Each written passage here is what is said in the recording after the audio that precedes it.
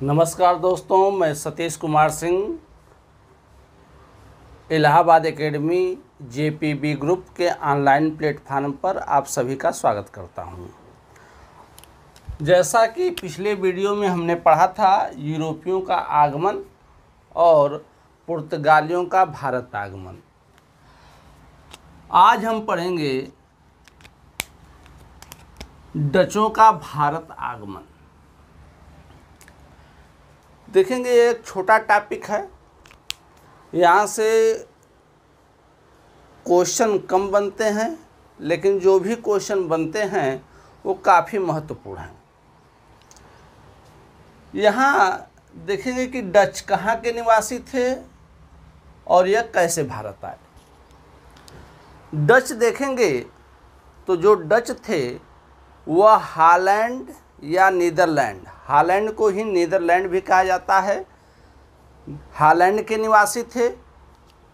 और यह मुख्य रूप से जो पुर्तगाली भारत से वस्तुएं खरीदकर यूरोप ले जाते थे, उन वस्तुओं को यह पुर्तगालियों से खरीदकर एक फुटकर विक्रेता के रूप में यूरोप के विभिन्न क्षेत्रों में बेचा करते थे, जिससे इनको काफ़ी लाभ होता था। यानी यह एक तरह से पुर्तगालियों और यूरोप के अन्य क्षेत्रों में वस्तुओं को बेचने के लिए मीडिएटर के रूप में काम करते थे। और इन्होंने देखा कि जब हम मीडिएटर के रूप में बेच रहे हैं तो इस व्यापार में हमको इतना फ़ायदा हो रहा है, यदि हम खुद भारत जाएं और भारत से व्यापार खुद करें तो हमें और अधिक फायदा हो सकता है। इस उद्देश्य से एक डच जिसका नाम है कॉर्नेलियस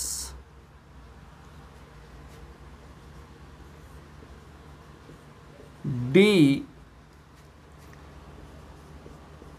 हाउट्रमैन, कॉर्नेलियस डी हाउट्रमैन यह हॉलैंड से पूर्वी देशों के लिए रवाना हुआ और 1596 ईस्वी में यह पहले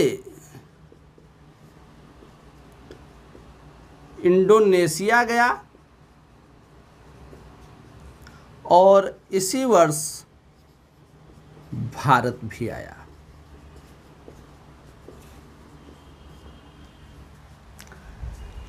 यानी कॉर्नेलियस डी हाउट्रमैन 1596 ईस्वी में भारत आया और भारतीय क्षेत्रों का दौरा करके यह वापस चला गया।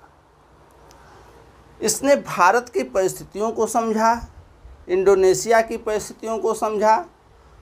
चूँकि डच जो हैं प्रारंभ से ही पुर्तगालियों से कोई विवाद नहीं चाहते थे, हाउट्रमैन भारतीय क्षेत्रों का दौरा करके वापस चला गया और इसके बाद डचों ने अपने देश में जाकर भारत से व्यापार करने के लिए एक कंपनी की स्थापना की।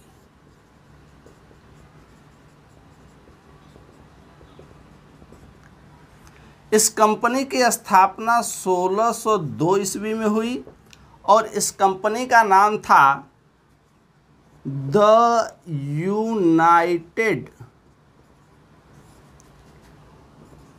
East Indies company of Netherlands. इस कंपनी का क्या नाम था? The United East Indies company of Netherlands. इस कंपनी को नीदरलैंड की संसद ने एक अध्यादेश के माध्यम से 21 वर्षों एक अध्यादेश के माध्यम से 21 वर्षों के लिए पूर्वी देशों के साथ व्यापार करने की छूट दी। अब यहाँ समझने वाली बात यह है कि डच भारत कब आए? 1596 ईस्वी में। इनकी कंपनी की स्थापना कब हुई? 1602 ईस्वी में। अब यहाँ देखेंगे आपसे दो तरह के क्वेश्चन पूछता है। एक क्वेश्चन पूछता है भारत में यूरोपियों के आगमन का क्रम।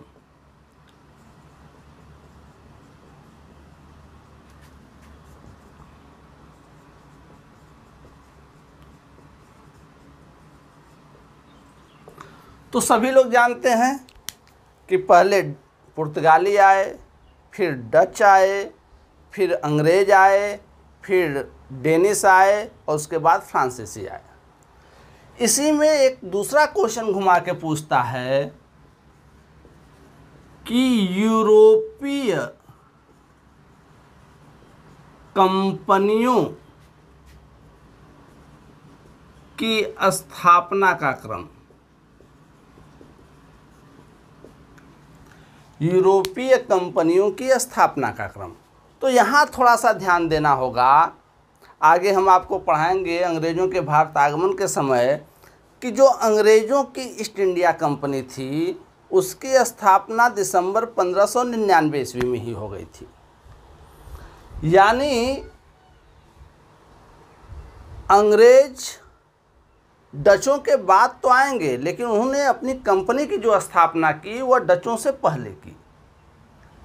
यानी जब यहाँ आप क्रम बताएंगे तो पहले पुर्तगाली, यानी यूरोपीय कंपनियों की स्थापना का क्रम जब पूछेगा तो पहले पुर्तगाली कंपनी की स्थापना हुई 1498 ईस्वी में। उसके बाद दूसरे नंबर पर अंग्रेज़ों की ईस्ट इंडिया कंपनी की स्थापना हुई 1599 ईस्वी में। उसके बाद डच ईस्ट इंडिया कंपनी की स्थापना हुई 1602 ईस्वी में। उसके बाद डेनिश ईस्ट इंडिया कंपनी की स्थापना हुई 1616 ईस्वी में। उसके बाद फ्रांसीसी कंपनी की स्थापना होगी 1664 ईस्वी में। यानी दूसरे नंबर पे यहाँ कौन आएंगे? अंग्रेज। और इस क्वेश्चन को देखेंगे कि सभी एग्जामों में घुमाकर कई बार पूछा है, जिसमें बच्चे फंस जाते हैं। ठीक, तो यहाँ इस चीज़ को आप लोग ध्यान दीजिएगा। 1602 ईस्वी में डच अपनी कंपनी की स्थापना करने के बाद एक बार पुनः भारत आए और भारत में अपनी फैक्ट्रियों की स्थापना करेंगे।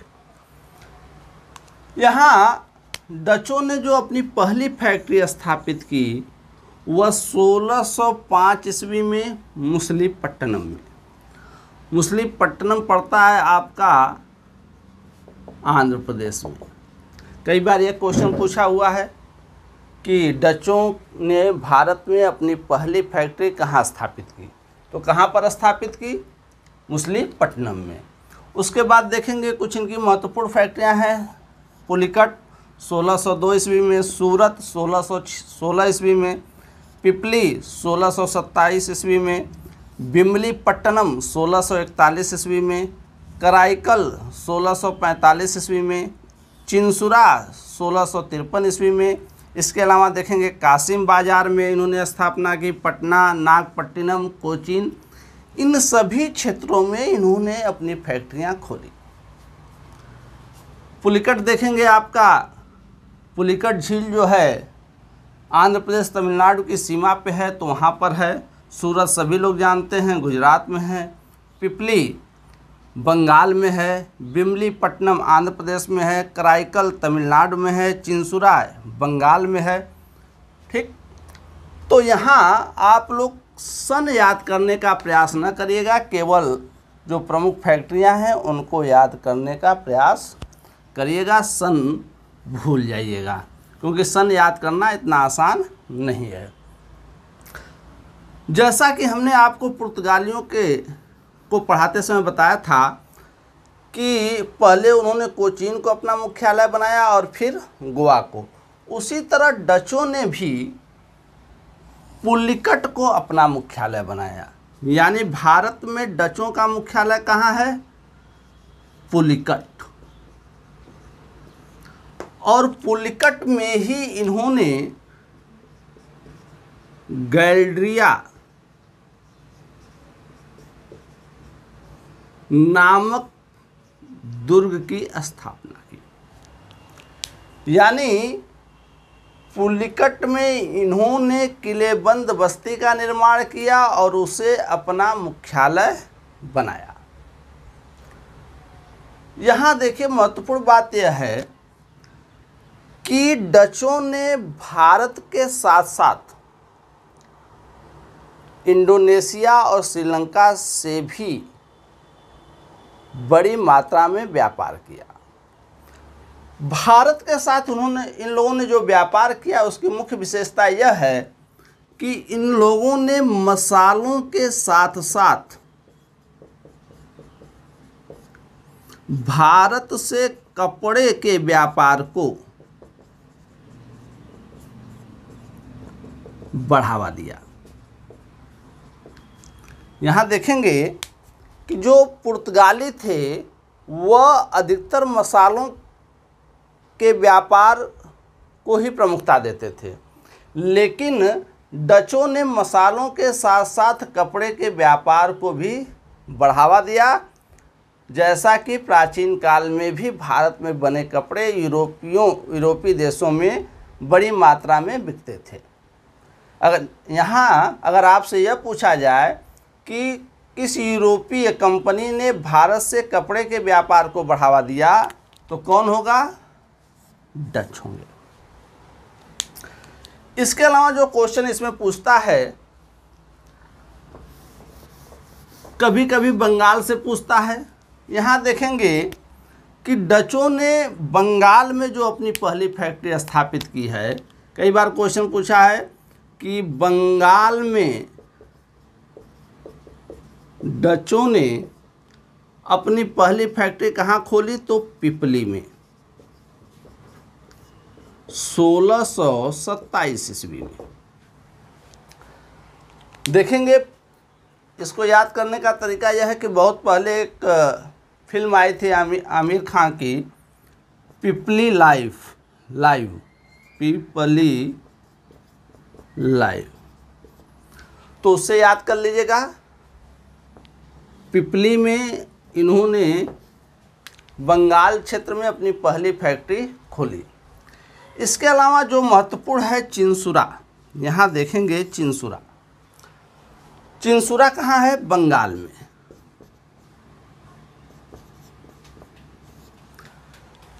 बंगाल के चिंसुरा में डचों ने जो अपनी फैक्ट्री स्थापित की वह एक किलेबंद फैक्ट्री थी या किलेबंद बस्ती थी, और इसका नाम इन्होंने दिया इस फैक्ट्री का गुस्ताबुस फोर्ट।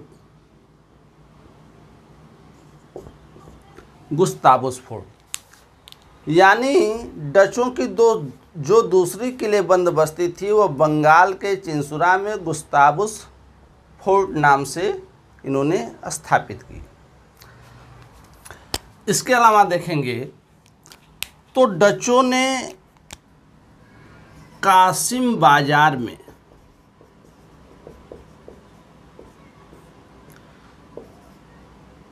रेशम बनाने के चकरी उद्योग की स्थापना की।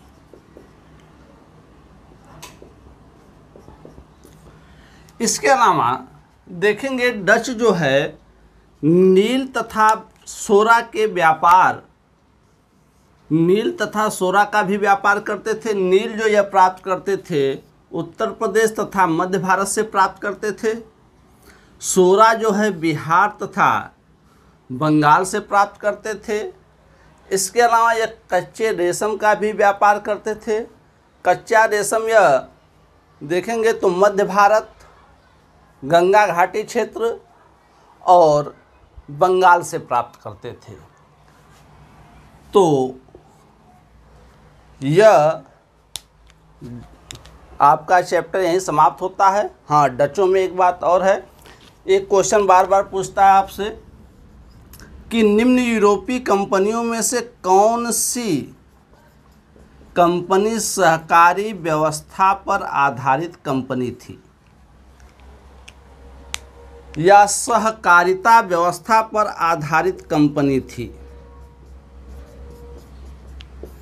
तो यहाँ जो डचों की कंपनी थी या the United East Indies company of Netherlands जो कंपनी थी, वह सहकारिता व्यवस्था या सहकारी व्यवस्था पर आधारित कंपनी थी। धन्यवाद।